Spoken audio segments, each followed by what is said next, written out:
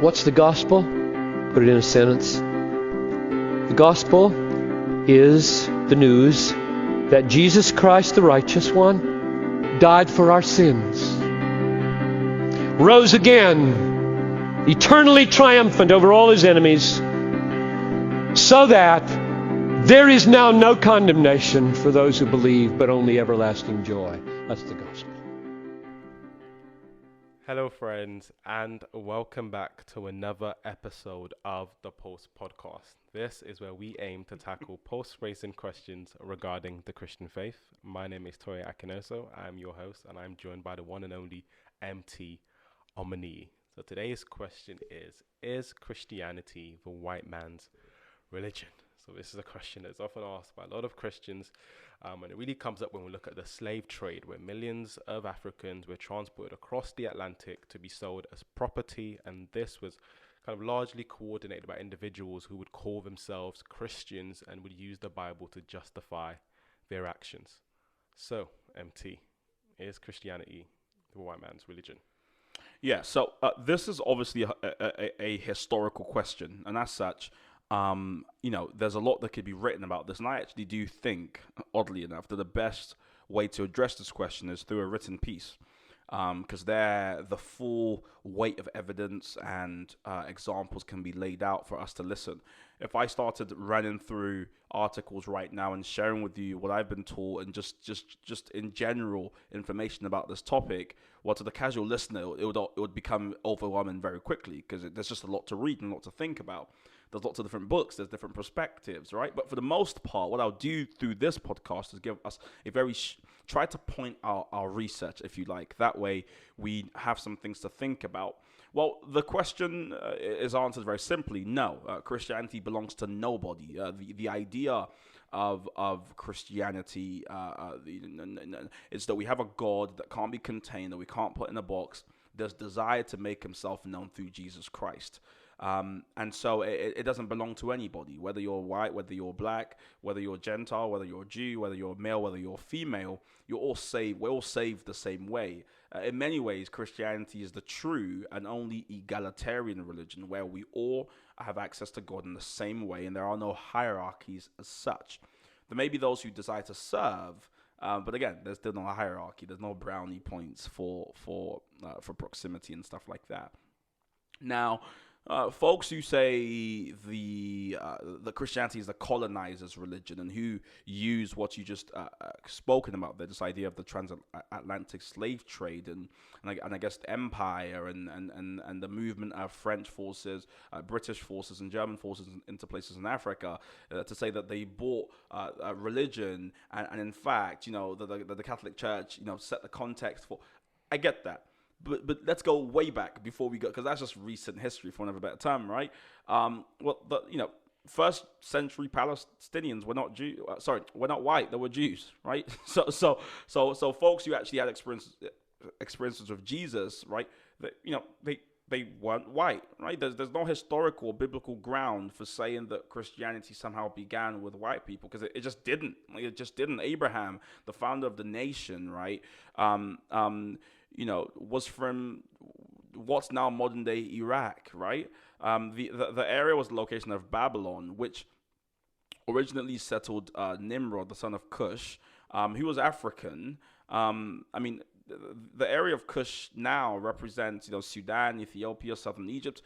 So the narrative that, again, it started with white people or belongs to white people, it's just unfounded. The same thing's true of, if you wanted to make the argument, and I wrote a thread about this not too long ago, about the population of Christians. How many people in the world are Christians, right? Well, there's more black Christians than white Christians. That's well documented by Pew Research. I won't go into all the numbers, but that's another place you can go to do research, right?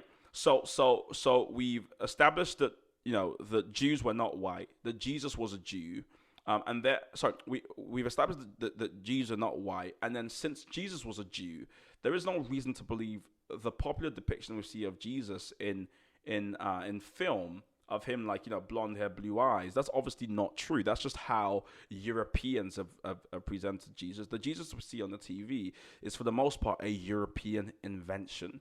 That's not the true Jesus. No one knew what he looked like, but he certainly wasn't white. In fact, I remember fondly growing up in Nigeria. I was only there for a few years, but I do remember watching a film, like a nativity play or something, and Jesus was black. I know that gets a certain group of people excited, but Jesus was black, and I remember watching this thinking, oh my gosh. But that's the mystery, right? Is that different cultures have just reinvented Jesus, right? And we have to separate the Jesus of imagination and the real Jesus that walked the streets of Galilee. Like these are two different people.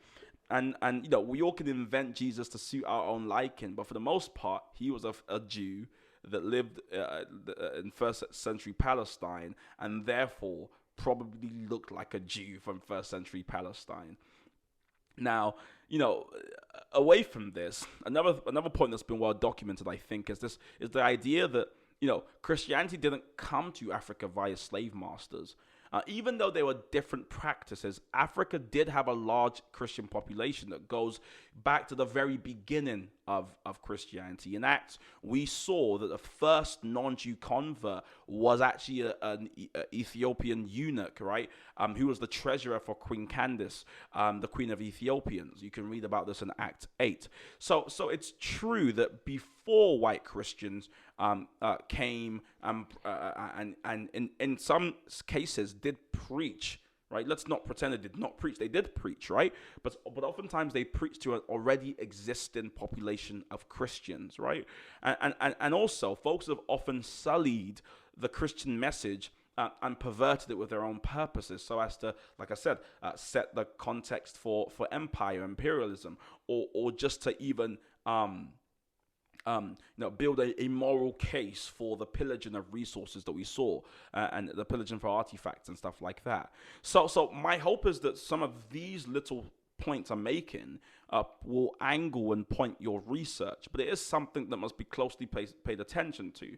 I don't want to dogmatically just state it's not. Yeah, folks have to do research and read into this, but folks should be fully confident that unfortunately what we've seen so far is something I learned again when I was in university, and that is that history is often told from the point of winners. And for so long, the history about the Christian church, the history about Africa and its emergence has been told by white imperialists. And I do think there is a need to break away from that tradition and begin to really look at the factual objective reality, which is that Christianity was in Africa before the colonizers even got there. So whether you look at where it started from, you look like how many people are Christians, you look at where it began, on all those different fronts, it's hard to make the case that it was white people who began it, and therefore it's white people who own it. There's just no case for it. Thank you for that brilliant answer, MT, and thank you guys back at home listening to this podcast as well. As always, if you have any questions you'd like us to answer in future episodes, please don't hesitate to send them to hello@ourgodgivenmission.com. And don't forget to like, comment, subscribe, tell a friend, tell a family member about the Post Podcast. And as always, we'll see you next week.